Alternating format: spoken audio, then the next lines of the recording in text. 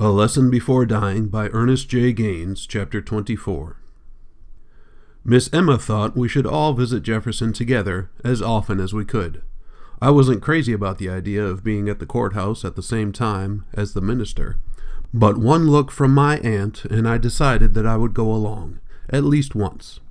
Leaving Irene Cole and Odessa Freeman in charge of classes, I drove to Bayonne with a bag of pecans and peanuts. I remembered my promise to Jefferson, so I dropped by the drugstore for a notebook and a pencil. It was a little after 2 when I got to the courthouse. The minister, Miss Emma, and my aunt were waiting for me outside.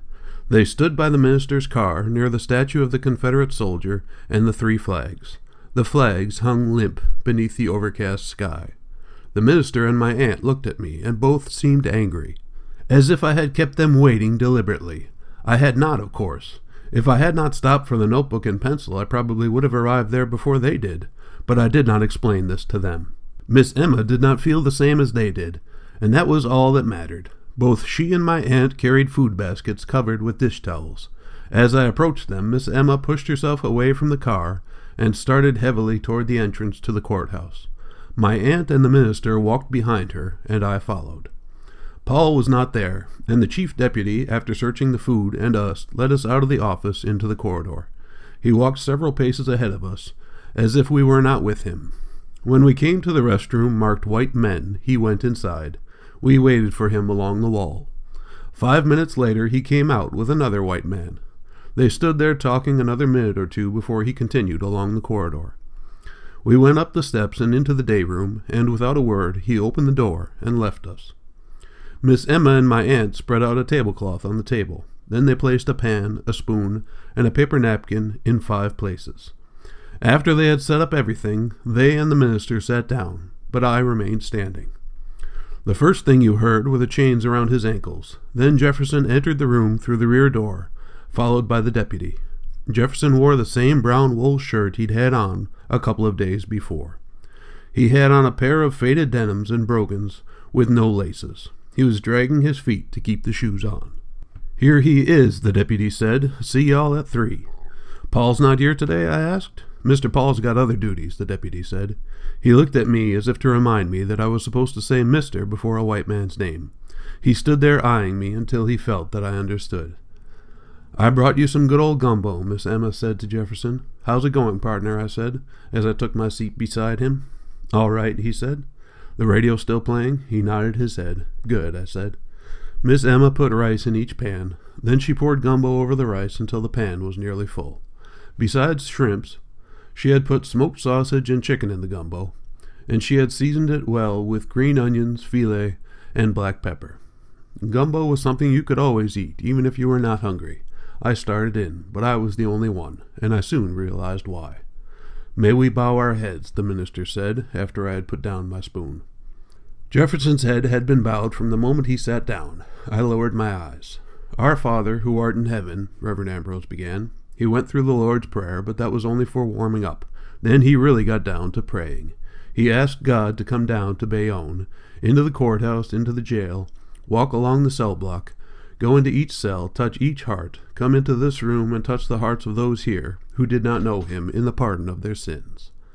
As he prayed, the minister would slump closer and closer to the table. Then he would jerk his head up and gaze at the ceiling. Miss Emma and my aunt responded with "Amen, amen, amen." But Jefferson was quiet, and so was I. Whether or not he was listening, I didn't know, but all I was thinking about was the gumbo getting cold. Finally, Reverend Ambrose brought his prayer sermon to an end, begging God to bless the gift on the table, which was there to nourish our bodies so that we might do his bidding. Everyone responded with "Amen," except Jefferson. I started eating. The gumbo was warm, but not hot. "Ain't you gonna eat, Jefferson?" Miss Emma said. "Ain't hungry." Miss Emma was not eating either, but the minister and my aunt and I were. I broke off a piece of bread from one of the loaves that Miss Emma had baked. I didn't look at her. I didn't want to see her face. "The children sent you some more pecans and peanuts," I said to Jefferson. "Did you eat the others I brought you?" "Some," he said. "The peanuts, too?" "Few," he said, his head down. "I brought you that notebook and that pencil," I said. "Do you remember what we talked about?" He nodded shortly. "Have you been thinking of questions to ask me?" He nodded again. "Do you want to ask me now?" He didn't say anything. I finished my pan of gumbo. "There's more there, Grant," Miss Emma said. "No, ma'am, that was good," I said, glancing at her. I didn't want to look at her too long. I knew what I would find in her face, and I didn't want to see it. "You want to walk?" I said to Jefferson. He moved on the bench without answering. You could hear the chains around his ankles as he swung his legs over the bench. Then he braced his cuffed hands against the table to push himself up. We started walking around the room. Miss Emma watched us. My aunt and the minister went on eating, but they did not seem to be enjoying their food. "Jefferson, I want us to be friends," I said. "Not only you and me, but I want you to be friends with your Nanon. I want you to be more than a godson to her. A godson obeys, but a friend, well, a friend would do anything to please a friend." We were passing by the table, so I lowered my voice. Jefferson shuffled along beside me, his cuffed hands hanging below his waist, his shoulders too close together, his head down. "A friend does a lot of little things," I went on. "It would mean so much to her if you would eat some of the gumbo." I stopped when we came to the corner of the room. He stopped too, his head still down. "Look at me, Jefferson, please," I said. He raised his head slowly. I smiled at him. "Will you be her friend? Will you eat some of the gumbo, just a little bit, one spoonful?" He made a slight nod. I smiled at him again. "Jefferson," I said. We had started walking. "Do you know what a hero is, Jefferson? A hero is someone who does something for other people. He does something that other men don't and can't do. He is different from other men. He is above other men. No matter who those other men are, the hero, no matter who he is above them." I lowered my voice again until we had passed the table. I could never be a hero. I teach, but I don't like teaching. I teach because it is the only thing that an educated black man can do in the South today. I don't like it. I hate it. I don't even like living here. I want to run away. I want to live for myself and for my woman and for nobody else. That is not a hero. A hero does for others. He would do anything for people he loves because he knows it would make their lives better. I am not that kind of person, but I want you to be. You could give something to her, to me, to those children in the quarter. You could give them something that I never could. They expect it from me, but not from you. The white people out there are saying that you don't have it, that you're a hog, not a man. But I know they are wrong. You have the potentials. We all have, no matter who we are. Those out there are no better than we are, Jefferson. They are worse. That's why they're always looking for a scapegoat, someone else to blame. I want you to show them the difference between what they think you are and what you can be. To them, you're nothing but another N-word. No dignity, no heart, no love for your people. You can prove them wrong. You can do more than I can ever do. I have always done what they wanted me to do, teach reading, writing, and arithmetic, nothing else. Nothing about dignity, nothing about identity, nothing about loving and caring. They never thought we were capable of learning these things. Teach those N-words how to print their names and how to figure on their fingers. And I went along, but hating myself all the time for doing so. We were coming up to the table again, and the ones at the table were quiet and trying to hear what we were saying. I did not start talking again until we had passed them.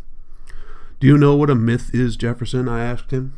"A myth is an old lie that people believe in. White people believe that they're better than anyone else on earth, and that's a myth. The last thing they ever want is to see a black man stand and think and show that common humanity that is in us all.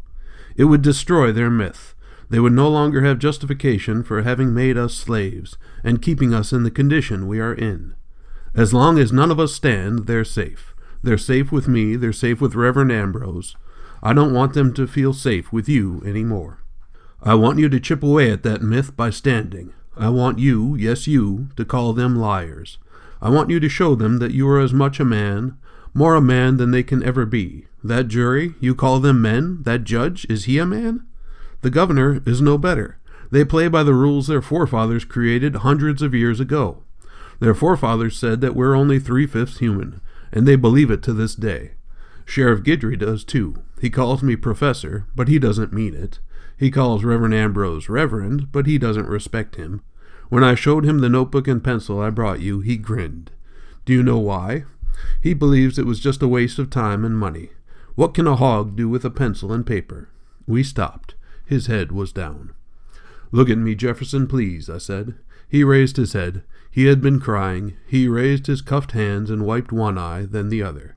"I need you," I told him. "I need you much more than you could ever need me. I need to know what to do with my life. I want to run away, but go where and do what? I need it here, and I know it, but I feel that all I'm doing here is choking myself. I need someone to tell me what to do. I need you to tell me, to show me. I'm no hero, I can just give something small. That's all I have to offer.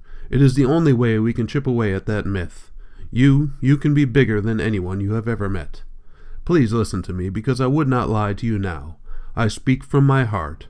You have the chance of being bigger than anyone who has ever lived on that plantation or come from this little town. You can do it if you try. You have seen how Mr. Farrell makes a slingshot handle. He starts with just a little piece of rough wood, any little piece of scrap wood. Then he starts cutting. Cutting and cutting and cutting, then shaving. Shaves it down clean and smooth till it's not what it was before, but something new and pretty.